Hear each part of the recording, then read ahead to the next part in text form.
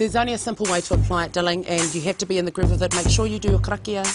Kia no tātou, ki wanganui a tātou ko tēnei, te mea panda eyes. For those who are wanting to know this for haka, get-ups in the future. We go way back on this one. Boys, mo your wehi. Don't do rough ones and che, no. Come back. From the inside of the eye, we're going out. No fuss, darling. It was like I was born with them. Like that.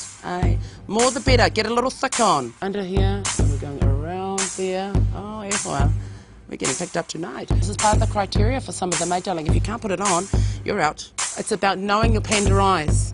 It's about knowing the wehi and knowing your science, darling. You just wrap it around. It's quite simple.